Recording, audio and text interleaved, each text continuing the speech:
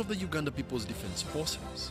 The day symbolizes the foundation of the People's Army, national unity, and the ongoing commitment to peace, security, and socio-economic transformation. On Friday, 6th February 2026, the 45th Tarehe Sita anniversary will be celebrated under the theme Defending the Gains of the Revolution and Honoring the Sacrifices of the Freedom Fighters, a call for national unity, peace, and socio-economic transformation.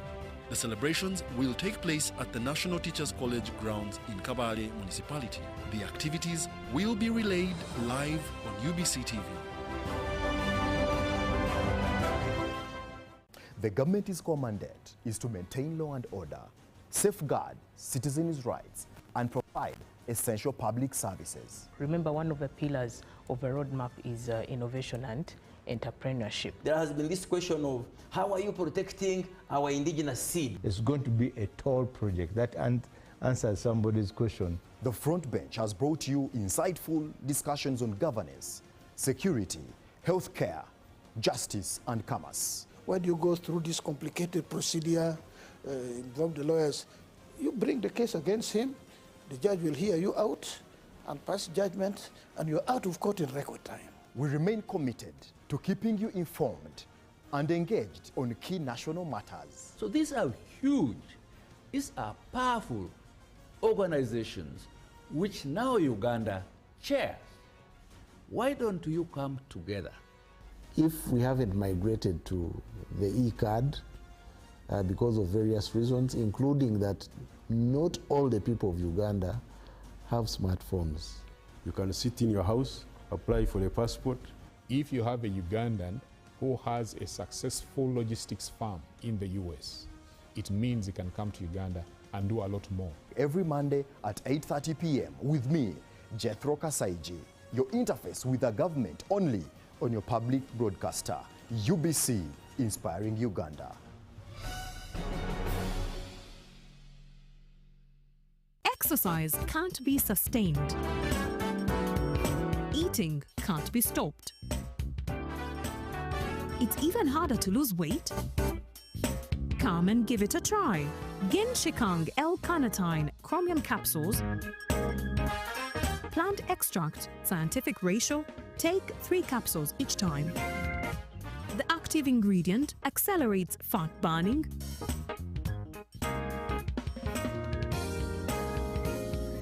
eat twice a day, don't take a detour. Weight loss starts now.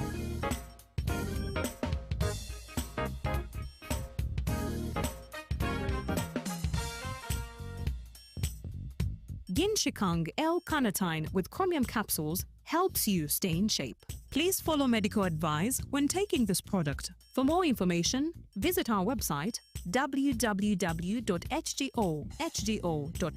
or call 0800 335555. Live from UBC Studios in Kampala, this is Good Morning Uganda.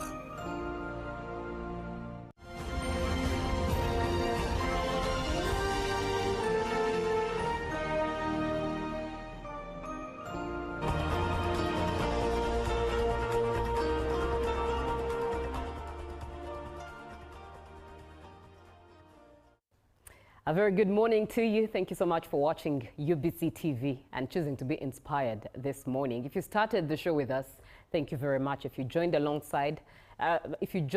the way, thank you very much for choosing UBC TV. And if you're just joining in, you are welcome. This is Good Morning Uganda on UBC TV. And it's time for the agenda. We're discussing elections. My name is Julie F. Nantaba. I am with Robert Chirabo Nyonyintono.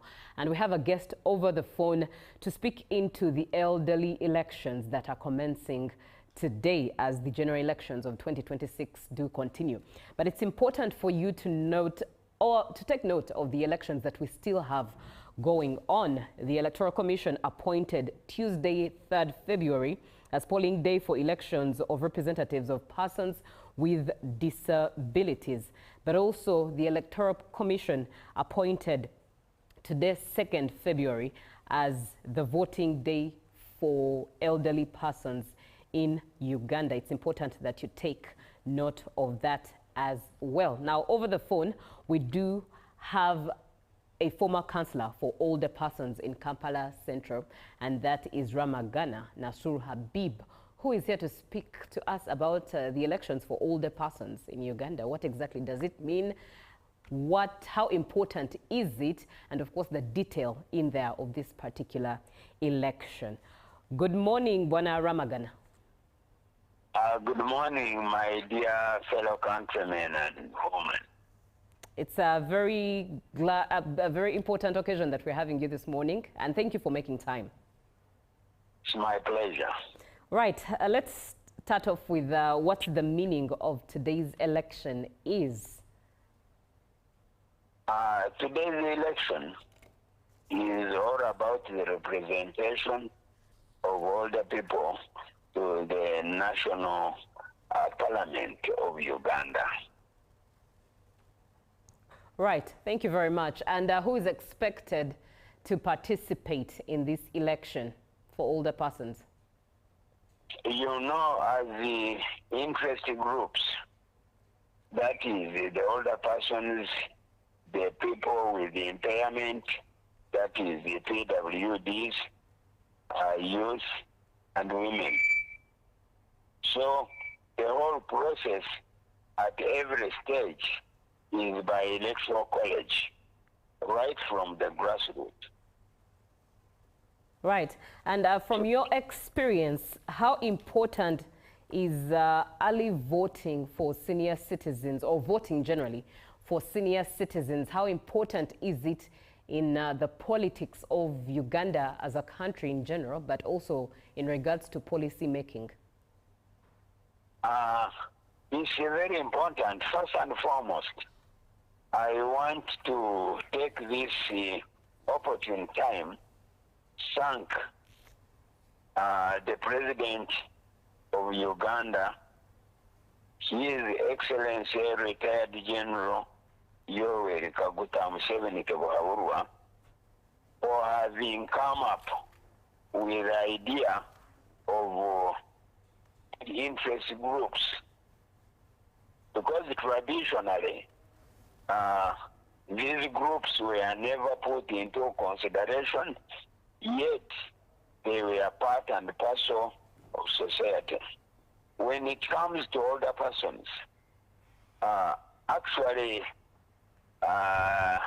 whenever someone would become aged in an African context, they would even start abusing our rights as older persons.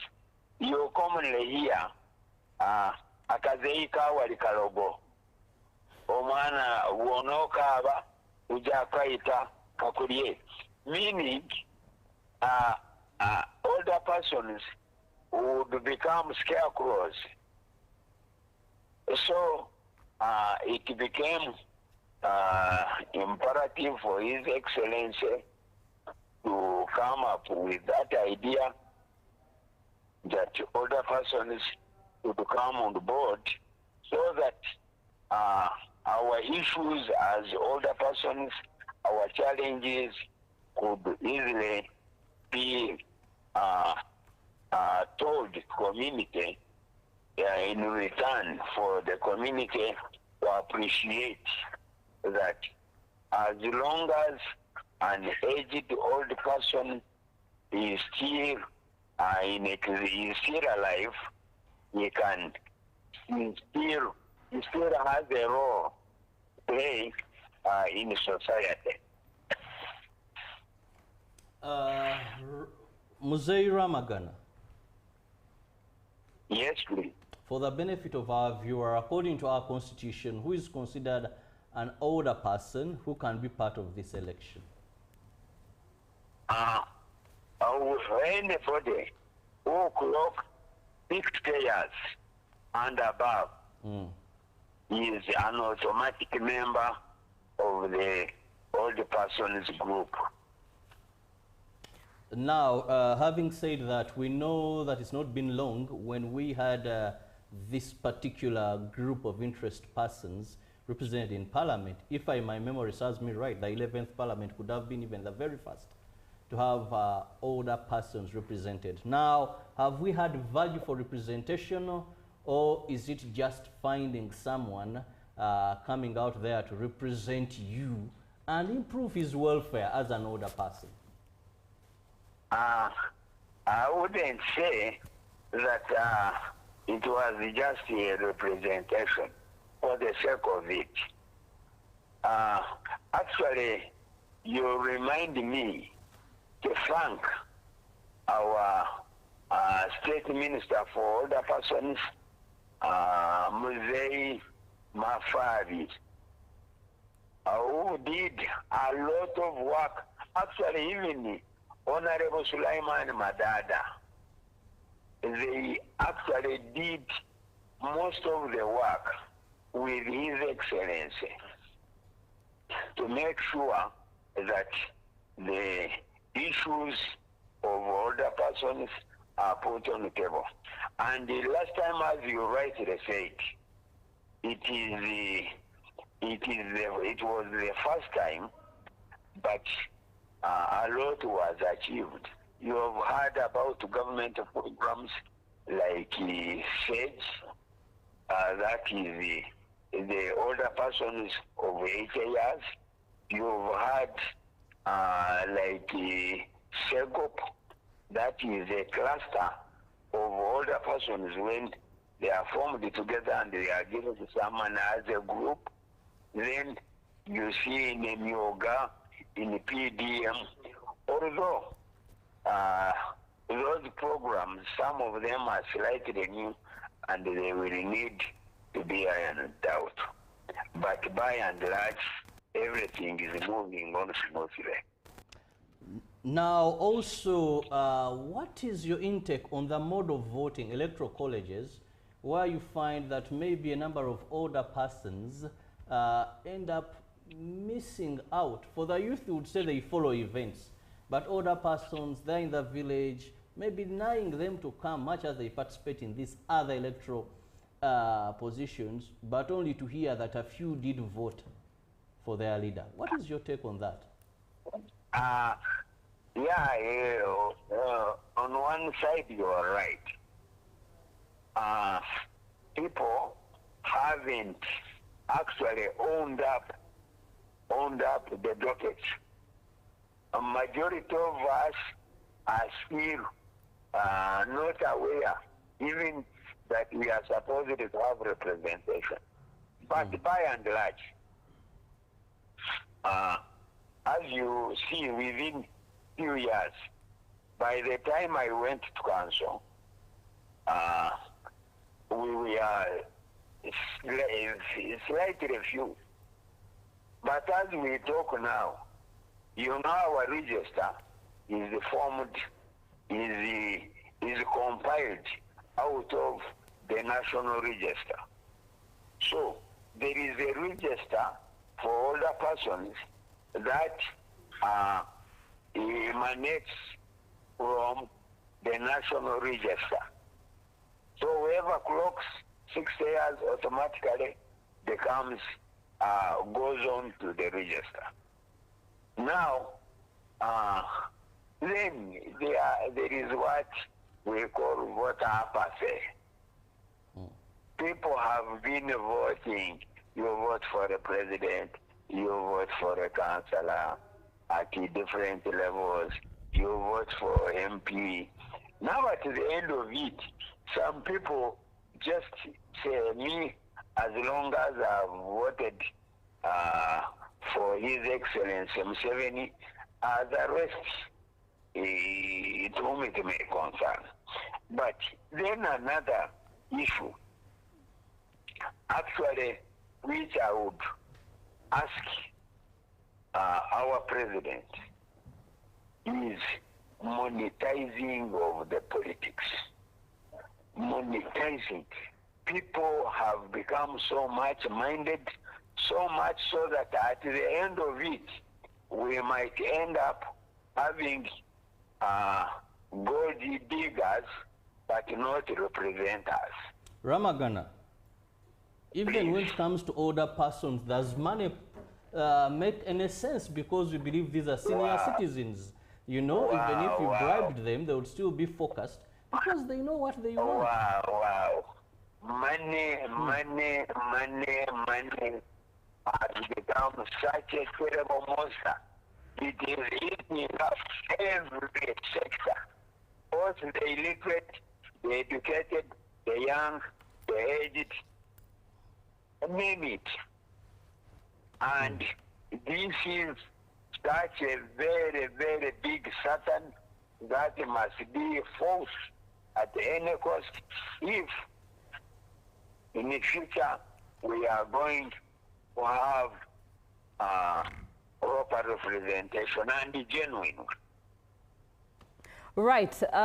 In line with that, that brings me to a question of preparation. What does it take for senior citizens from both sides of the spectrum to prepare for an election like this one? Come again? What does it take for senior citizens from both ends of the spectrum, those who are contesting and those who are voting? What does it take for them to prepare for this type of election, keeping all factors constant? It is a question of the program. As I've told you, we are different sectors, youth, women, people with impairment. Now, here at every stage, as I've told you, it is the electoral college, the independent electoral commission prepares the timetable and it issues it out, and that's how we go about electioneering. Right. Now, let me just read a comment that's coming through from Phillips. No, pardon me. It's from Isaac Aizo, who is in West Nile. He says, hello, Julia and Robert. Thank you for the program. And elections should be done after the other. This gap of days are too much. Elections should just be given a week or two, then we call it off. Otherwise, older persons to me see older persons are well represented but needs improvement on their accommodation and protecting them from land grabbing. This is Isaac Wanzala Aizo, who is in West Nile. And that brings me to asking you, Mzee Ramagana, what policies and initiatives are currently in place that are supporting older persons in Uganda? As I said earlier on, and this colleague is also very right, although in his submission, he has involved a lot of things. One, we appreciate having been recognized. That's very important. Someone to know that within society, there is such a group which needs to be put on board. Two, we thank the government, as I had done earlier on, for initiating these programs. He talks of land grabbing. Yes, it's very much there. And actually, there is what the Swahili call dharau. You know dharau? No, sir. Contempt. Oh, okay. The group in the general and as a society, older people are contempted in every sector, even in electioneering. If you do consider our primaries as NRM, me, I belong to NRM group. Let me say this on air. The Electoral Commission of NRM should devise no registrar should serve in an area for more than one term. But you find a registrar who has been in an area for more than 20 years. And at the end of it, that person becomes Alpha and Omega. If he or she decides, I want this one to represent this group, then it's final. And that's why even sometimes this issue of independence is eating into the safe zone of NRM.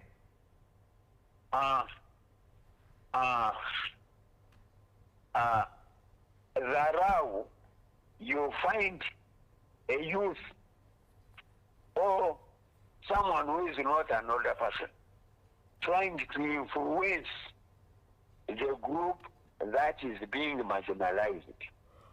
And as I've said, if we don't take early remedy, in the end, you will find someone representing older persons, and because he has money, he has bought off the people, but he has no ideas. Whatever is going on is not in tandem with older person's issues. So we must have knowledgeable people. We must have able people. We must have people who have passion for older persons to represent us. Otherwise, if we got a businessman, at the end of it, whatever the good intentions of our president, they would just go down the drains. Ramagana. Yes, sir. Much as we are having these elections today, there is a school of thought that believes your representation, much as it was passed and we've had the members of parliament for the last 5 years, that your issues were well addressed. For example, you find that most of the parliamentarians are older persons. These are people who are 60 and above, so they understand their problems, and even if they never had a special slot, still your issues will be addressed. Then also we see that most of your representatives also are people who have served in key positions or influential positions. When you look at your members of parliament, you will find someone who has been a senior civil servant, someone who was once in parliament, directly, or district member of parliament, now coming again to take on this slot. So it's more seen as a wastage of taxpayers' money. Really, it isn't. You are absolutely right. And your thoughts are in tandem with mine. Like I mentioned, we have a person like Madada. We have a person like Honorable Kakoza. Just to mention two. Been in parliament, just taking advantage of a slot again. Yeah, you remember the president had appointed Honorable Madada as a state minister for older persons. And because he knew what he was doing, and he knew, he loved what had been assigned to him, he actually did a lot of work. A person like Honorable Mafari, the current state minister for older persons, he really did a lot. For example, do you know that to access such program, you were supposed to be at 80, but now it is waiting for Parliament's approval. It has been reduced to 65 years. We were getting older persons who had clocked 80, they are getting 25,000 shillings. But now it has been pushed upward to 35,000. And because it affects the whole nation, that's why, because of budgetary issues, that's why the money is added on slowly by slowly. But I'm sure and certain at the end of it, older persons are going to be getting more than 35,000 per month. All right, let's look at what happens in between policy and what exactly happens on ground. Actually, someone here agrees with your statement and says that Mr. Ramagana is very right when it comes to monetizing campaigns. The government should stop and should not allow it, and says that electorates have prioritized money than competency in the candidates. Now, let's look, in line with that, let's look at what happens between policies that are made and what is actually happening on ground. What gaps still exist, with a few that you've already stated, like some that are not passionate about leading these seats. But you could add more to paint a clearer picture as to what gaps still exist in regards to policy and what exactly is happening in reality. That's very interesting. You have actually raised a very interesting issue. I will put it this way. Government spends lots of money trying to enable older persons to maintain themselves and, live their evening hours in peace and happiness. As I said, government gives 35,000 shillings per month. It tried to waiver some taxes, general taxes. Now, as older persons, we have, the Uganda have a saying that obukadde bulwadde,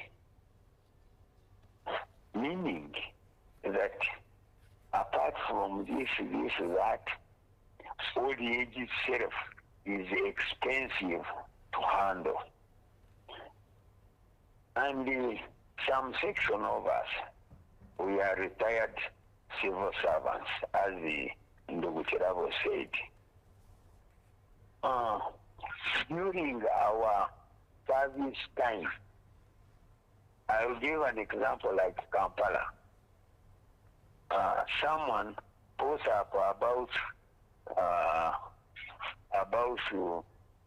4 rentals by his premises.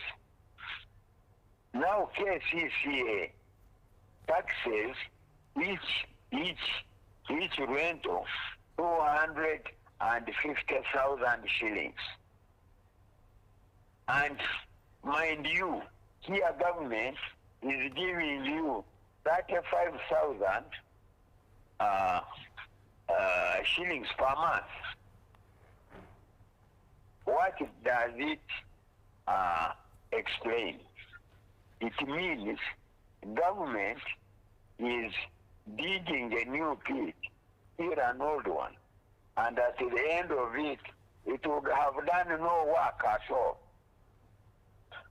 I'm of the view that, not all older persons can fall into a bracket of being exempted from taxes, because some of them are mega rich or rape rich. Let the government categorize.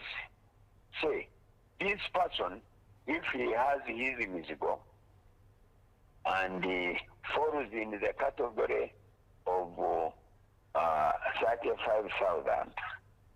Let that tax be scrapped. After all, there are very few. This man put up these few projects so that they can assist him when he is not able to move from his veranda.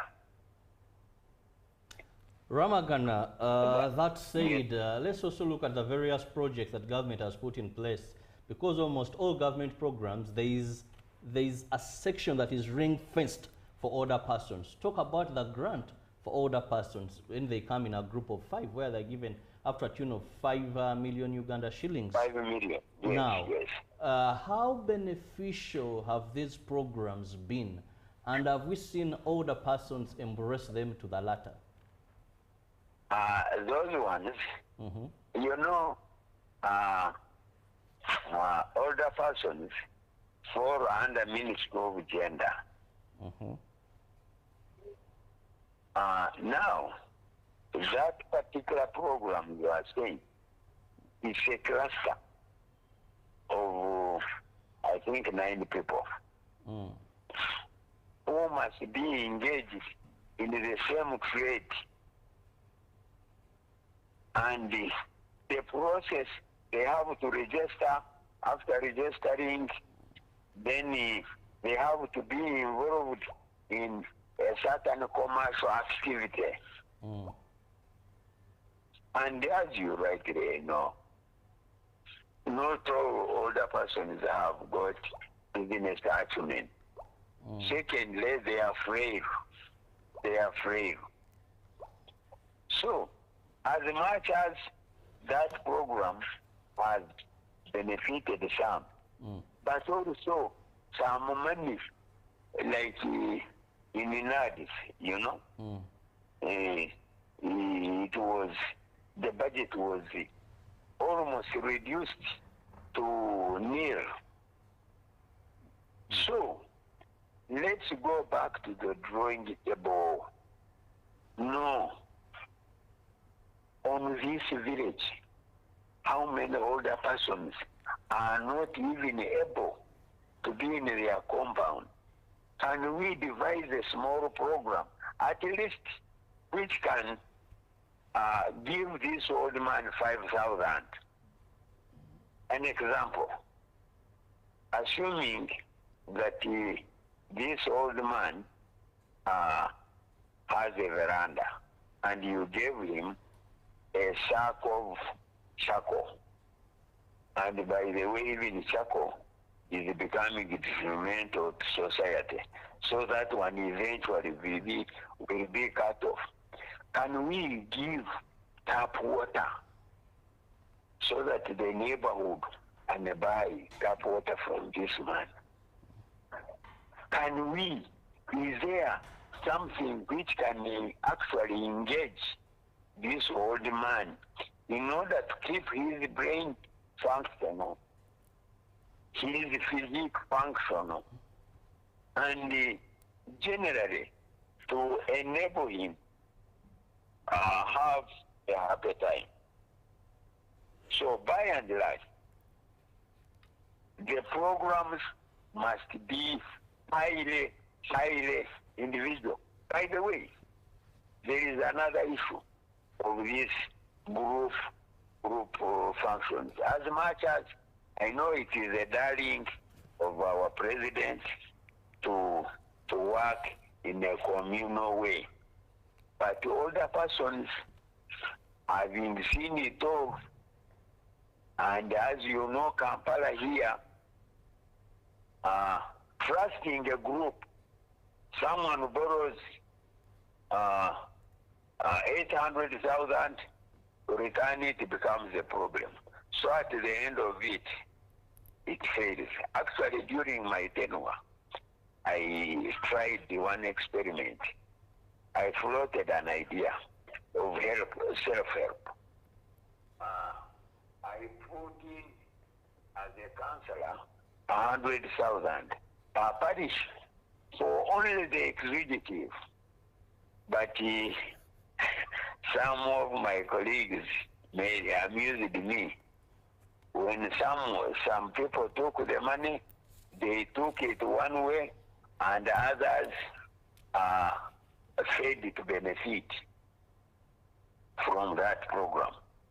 And there was, if I put in 100, they were supposed to add their 100, so that every week one member of the executive at least would get that money and go home with something.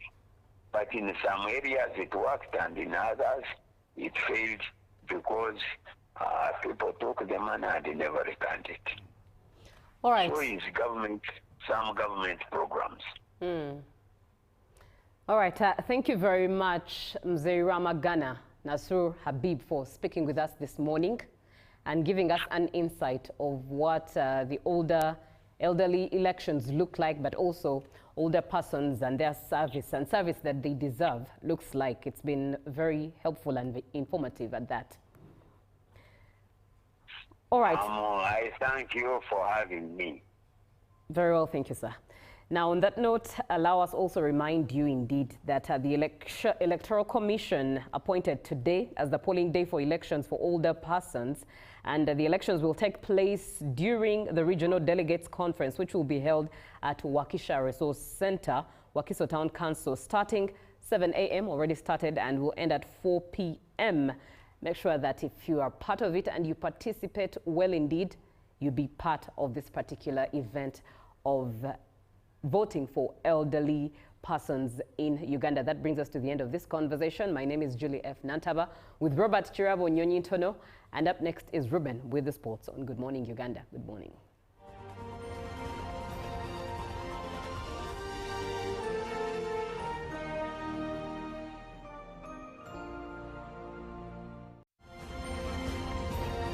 Live from UBC Studios in Kampala, this is Good Morning Uganda.